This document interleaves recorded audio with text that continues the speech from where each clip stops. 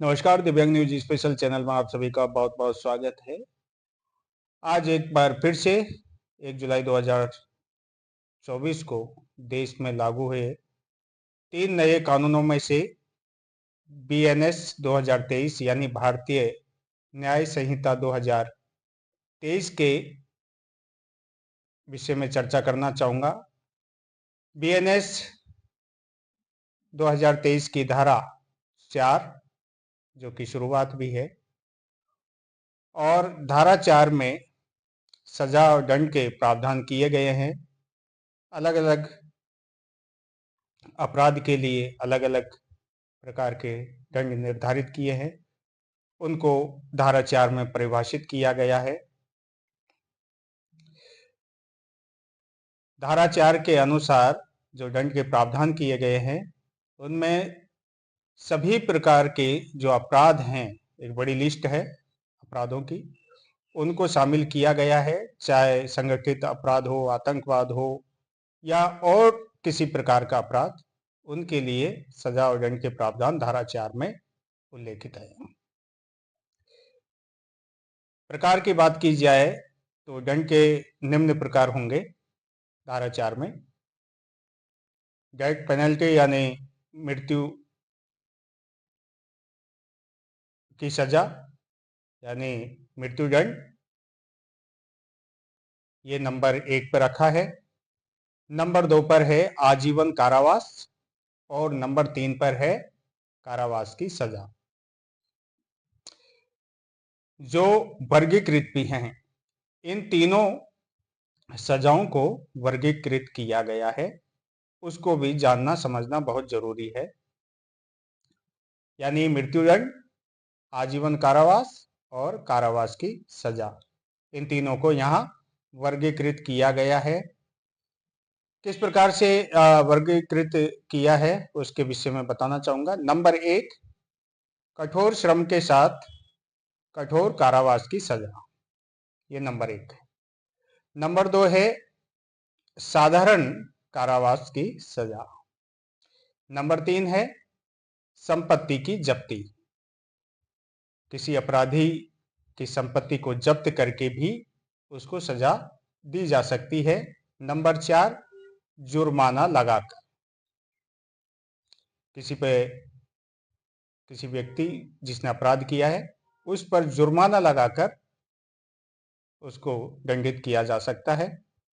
और 5वां है सामुदायिक सेवा। सामुदायिक सेवा एक नया प्रावधान इसमें जोड़ा गया है। हालांकि इस प्रावधान को लेकर स्पष्टता की कमी है।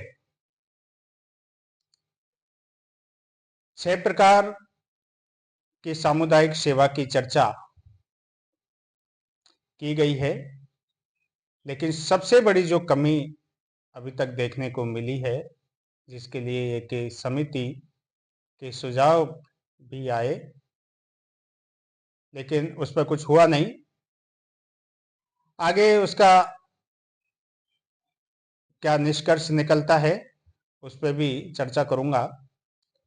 तो इस तरह से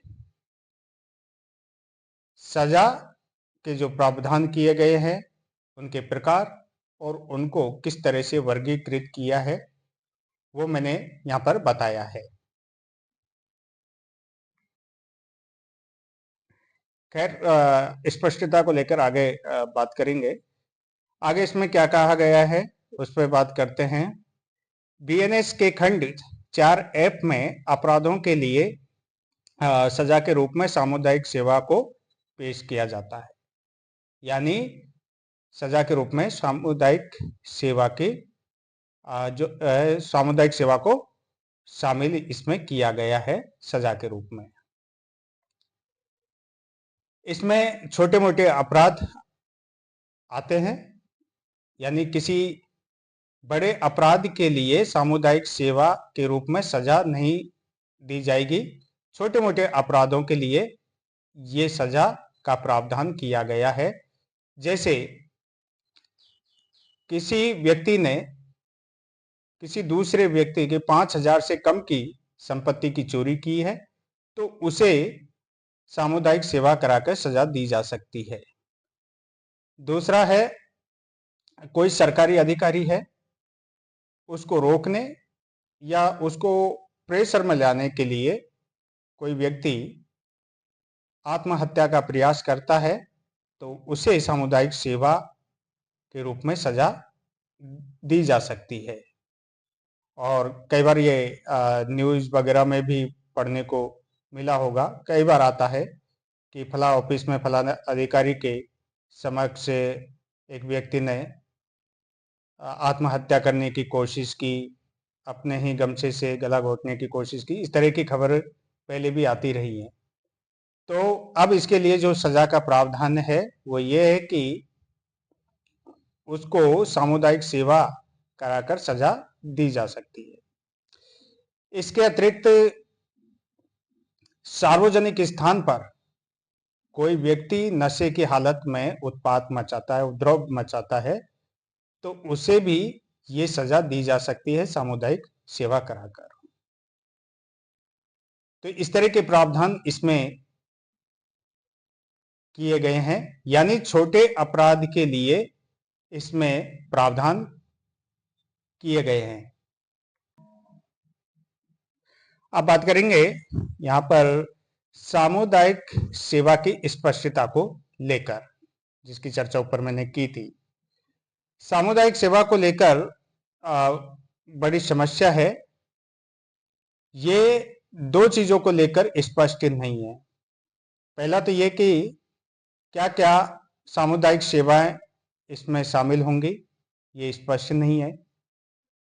अपराधी को सजा दी जा रही है एक सामुदायिक सेवा के लिए, लेकिन ये इस धारा में क्लियर नहीं है कि, क्योंकि सामुदायिक सेवा में तो बहुत सारी सेवाएं आती हैं, तो वो निर्धारित अलग से नहीं की गई हैं कि कौन कौन सी सेवाएं होंगी। और दूसरा ये कि उसे कैसे किया जाएगा, यानी अपराधी को सामुदायिक सेवा के रूप में सजा दी गई है, लेकिन उसके लिए ये स्पष्ट नहीं है कि उसे कैसे किया जाएगा। दूसरी बात, 2023 में गृह विभाग की जो स्थायी समिति है उसने सुझाव दिया था कि सामुदायिक सेवा वाला जो शब्द है, इस शब्द को व्यापक रूप से परिभाषित करने की जरूरत है। इसे परिभाषित व्यापक रूप से किया जाना चाहिए ताकि दोनों कारण स्पष्ट हो सके, लेकिन ऐसा हुआ नहीं है।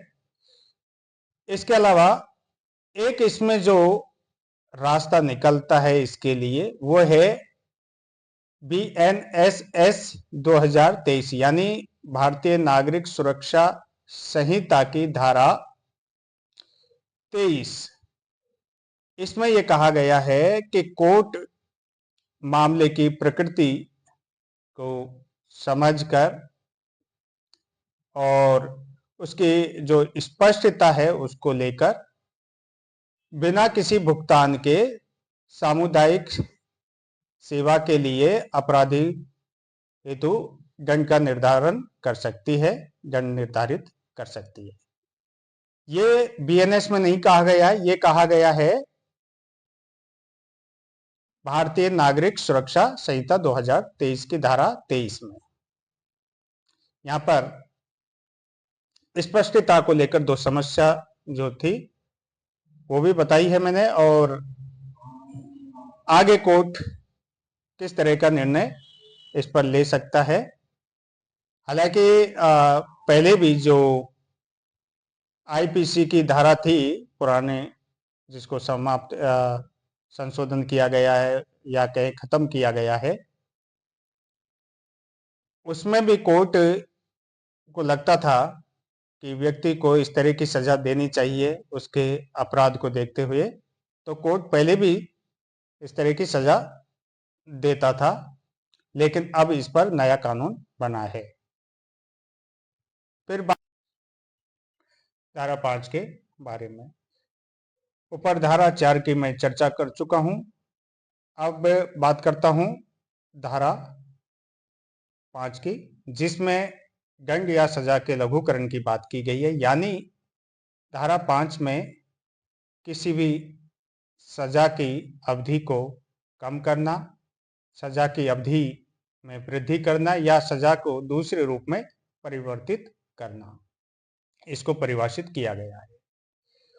क्या कहा गया है इसमें? धारा 5 में उपयुक्त सरकार BNSS 2023 यानी भारतीय नागरिक संहिता 2023 की धारा 474 के अनुसार किसी अपराधी की सहमति के बिना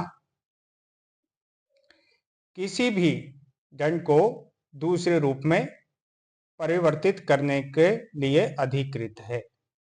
ये किसके लिए कहा गया है? उपयुक्त सरकार के लिए।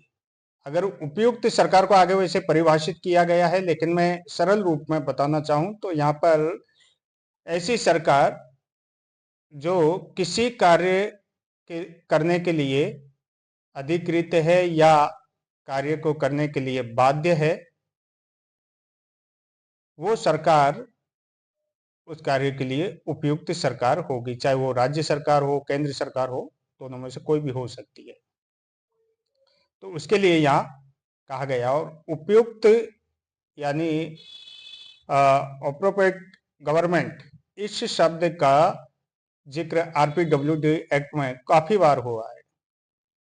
वहां पर भी इसको परिभाषित किया है, यहाँ पर भी इस शब्द को परिभाषित किया गया है इस मामले के लिए। तो क्या कहा गया है, किस तरह से परिभाषित किया गया है उपयुक्त सरकार वाले शब्द को?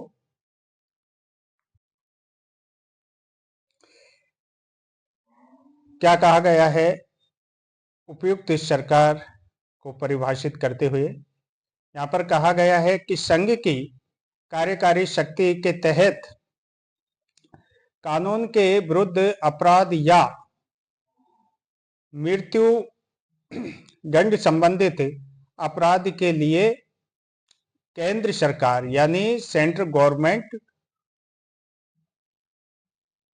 प्राधिकारी है। यानी ये भी क्लियर हो गया, जो मृत्यु दंड संबंधित मामला है वो केंद्र सरकार के अंतर्गत आएगा।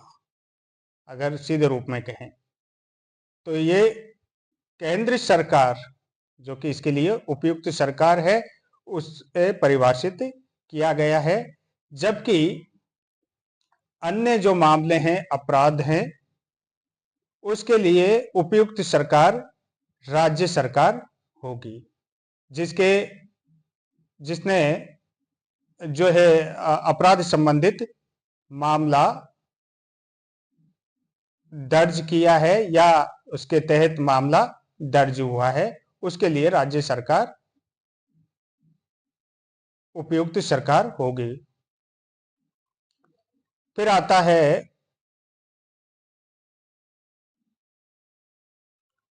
अगली धारा का मामला, और ये धारा है 6।